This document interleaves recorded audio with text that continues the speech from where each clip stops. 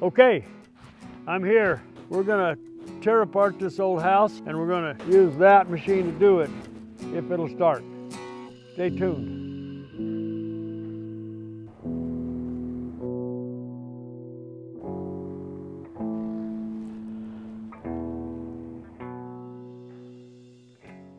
So,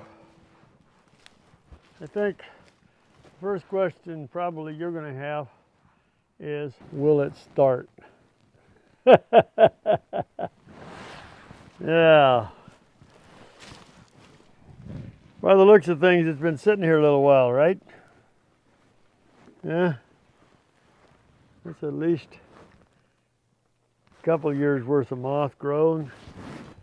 So, wow. Pretty cool stuff, huh?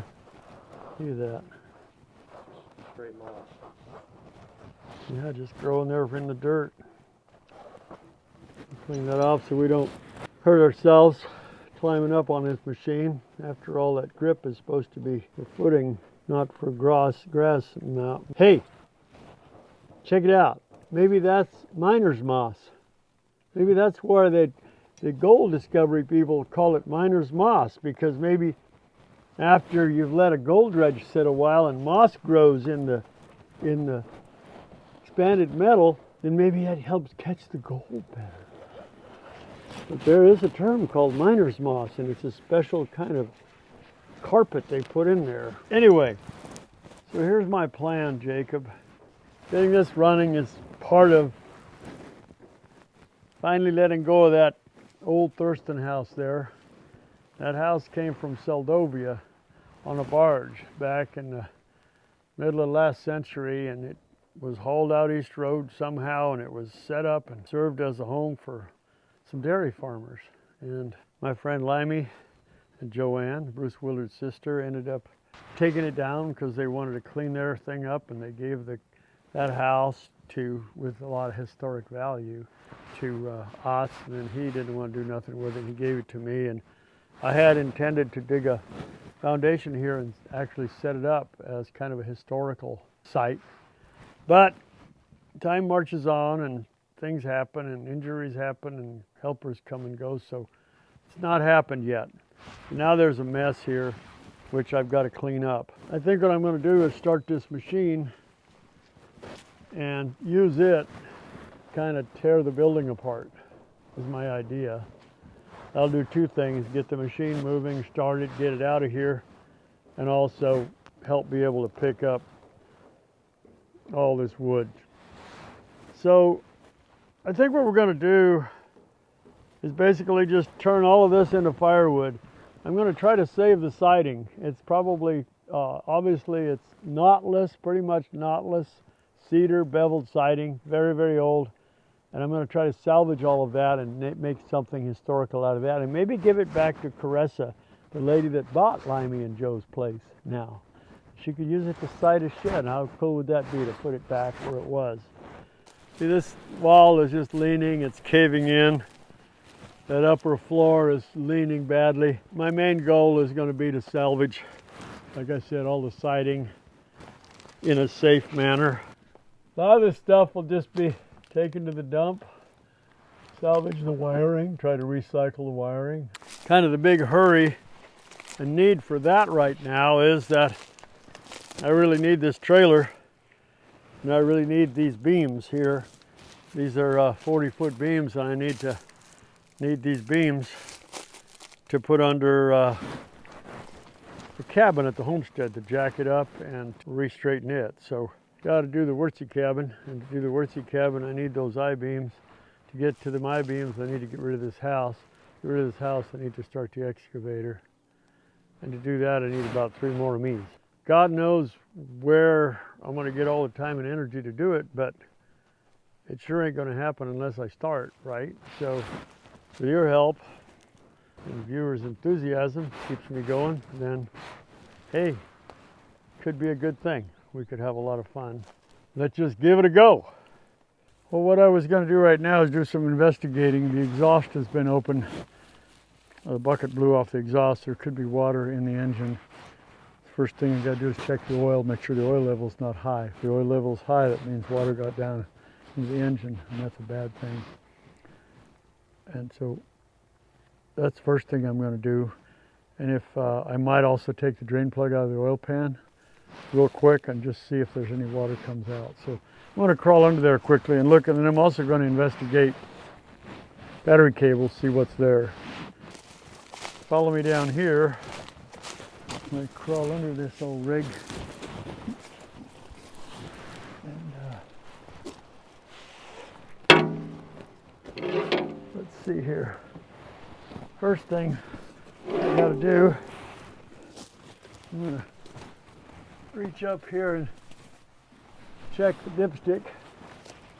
Barely room to fit in here. There's the dipstick. You can reach it from the top too, by standing up top. There's the dipstick. And the oil level is not appreciably high. That's good news. Okay. The next thing I'm going to do, I'm going to crack this oil drain plug.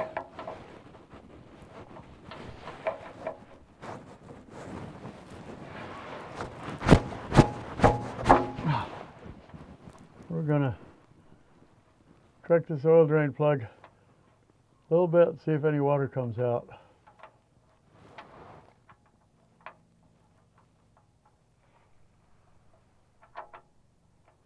No water.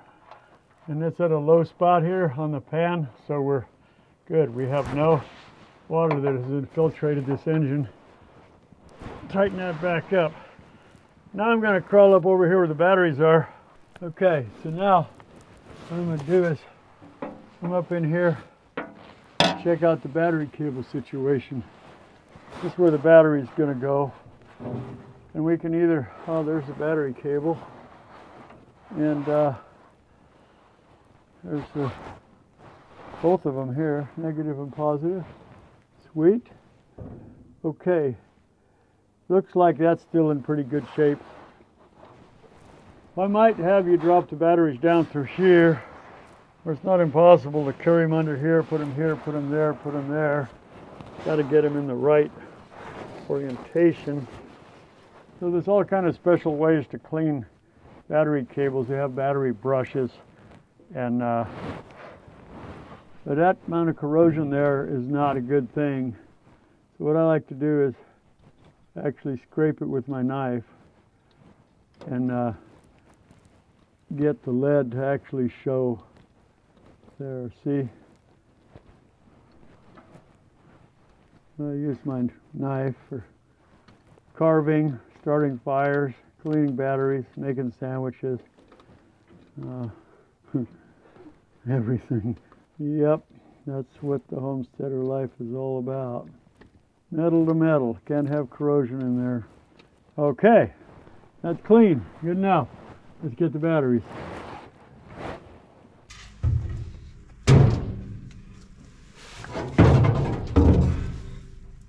Yep. So the first one, I need a negative on the back end here. That one. This there is. I'm gonna have to take this back out of here. Maybe. Once I start using this machine a lot. These are my batteries are intended to go in the bulldozer. Okay, so that's positive. That's gonna be the negative. And then I have this jumper strap here. So, all batteries. Batteries in your flashlight, batteries in your phone, batteries, most batteries, 1.2 volts per cell. Per cell. You just keep adding cell to cell to cell to cell. 6-volt batteries has 3 cells. And and you got a battery in there, just like you put batteries in a flashlight, you hook the negative end to the positive end, right? One after another after another. Same thing with this battery. You got 6 cells in this battery. This is positive, and inside of this battery it goes positive. The other end of the cell is negative, goes positive, positive, negative, positive, negative, positive, negative, positive, negative, positive, negative. So this is the negative side of this battery. So this goes positive, negative, positive, negative. So when you're charging this battery, you can put a negative battery cable charger on here and a positive there. But if you charge this battery, then you have to have the positive, the negative here and the positive here. They go back and forth and back and forth and back and forth. So this is going to take a lot of amperage to start. Little baby, we're going to make sure them cables are super tight. I'm going to tap on them just lightly. Don't want to distort the battery cable. This draws so much amperage that it's very easy to short it out, and it'll draw so much heat here it'll actually melt the battery post, and then all of a sudden you got a $200 battery that's absolutely no good. When I was a kid, we used to take batteries apart and repair them. The top was sealed with tar. You could melt the tar, take the tar out of there, then you could pull the whole top out, get down to the plates. There used to be an outfit in Anchorage that take batteries apart and repair batteries back in the day. Now everything is throwaway. Everything is throwaway. Right? To repair. Holy crap. Yep. Did it short? It sparked, yeah. I certainly don't want to short against the fuel tank here, do I? Not with you sitting on it. I should have waited to hook this one up till last. But I was in a hurry. Okay, that battery is hooked up. Now we have to check the fuel. There might be a dipstick up there, a piece of lath or something. I got to check the fuel and fuel tank. Shall we see if it'll start, Jacob? I think so. You want to check the fuel? Oh, got to check the fuel, right. It had fuel in it when I put it here, Mom. You know what this is? This is called pushki, and it's also known as cow parsnip. Cows love to eat them when they're green. That's that plant right there. It grows this big stalk and a flower. Kind of pretty, but they're really friggin' obnoxious and invasive. But you can use them for drinking straws. They're hollow. You can use them for pipes, and you can use them for dipstick to check the fuel. All right. And let's see if there's fuel in here. Oh yeah, this thing's floating. We got fuel in here. Oh yeah. So, got fuel. Okay. I'll leave this dipstick up here for another day. Sometimes you can't find a dipstick. Okay. Getting in this monster. You're wondering why it's leaning? This machine was built with a cab tilt where it tilts separately from the tracks. Really? Yeah, and you can lean it.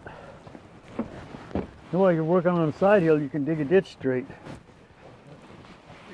Yeah. Okay. Key is still in this thing. Let's see if anything happens.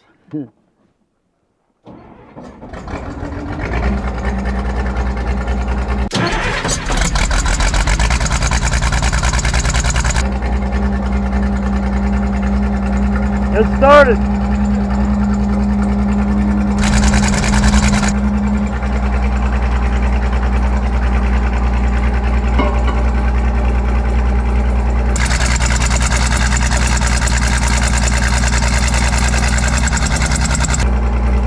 Out of the dead.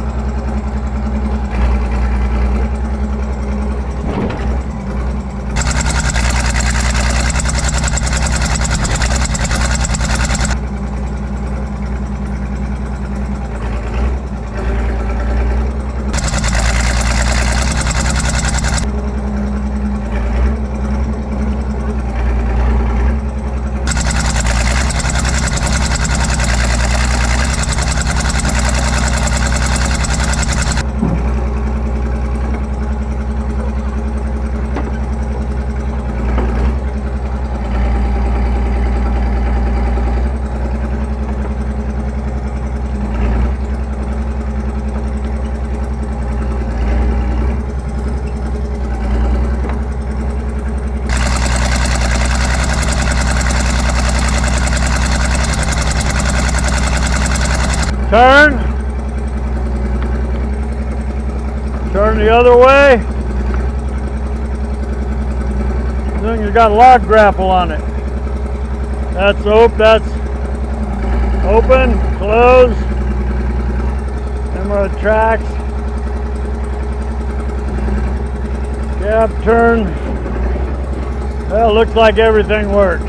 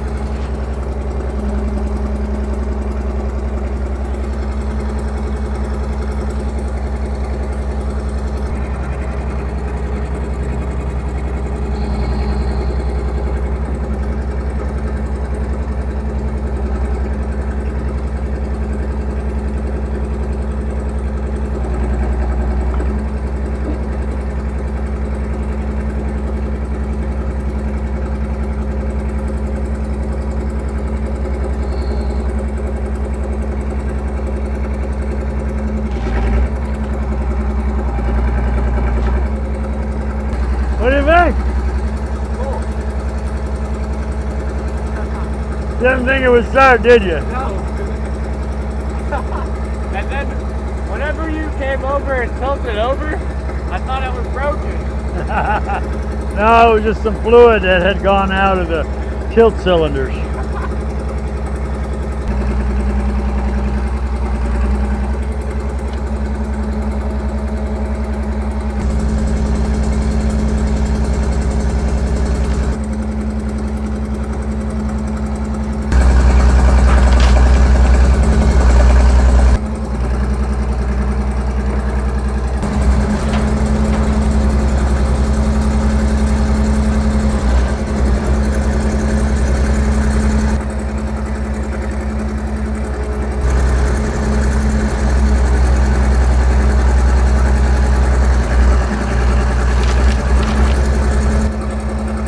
You like that?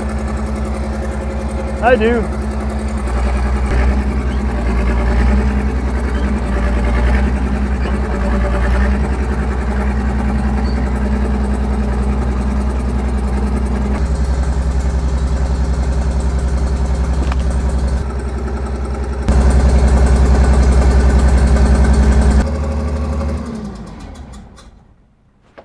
Hey, she's an old girl, but I'm old too. Hey, we get along good. Now this is Armstrong. Every control on this is direct to the hydraulic valve. The new ones are all electric, electronic over hydraulic. Very easy to control. This is, check it out, back there you can look underneath there and see all the shit. Right up in here, remember you can see all the gosh damn valves moving. Check it out, see that? See all them controls? That's it. So I'm going to get down out of here now. I'm going to crawl under there. Was she struggling to turn? Yeah, I didn't have it revved up a lot, and this was built for logging. And what they did was they added these grousers on here for getting through the mud and the snow and between stumps. Oh. So it's not like a regular excavator. It has 3 bars, 1, 2, 3. They're flat. You can drive them on the road. You can't drive this on the road. This crawl up the side of a friggin' glacier, man. Pretty amazing machine. I traded it to Mark Roderick years ago, bless his soul. He passed away now. Really young man. And anyway, I'm going to use it a while. I might sell it. I don't know. It's a useful machine. And anyway, we're going to use it right now, next, to tear down this building. So I'm going to crawl under here, and before we use it, we have to grease it. And we'll get the grease gun out. I want to turn off that battery switch here. Next, we got to get all our tools, crowbars, and grease this thing. Get some tools, grease the boom, grease the tracks, and start getting the saws out and the crew out and make that house go away. So that's all for now. Part 1/4 of this project. But getting that running on the homestead, when a guy gets his rig running and it starts and runs pretty good and you don't find any bad surprises, it's always a good thing. So stay tuned, come along, and we'll go off and have more adventures.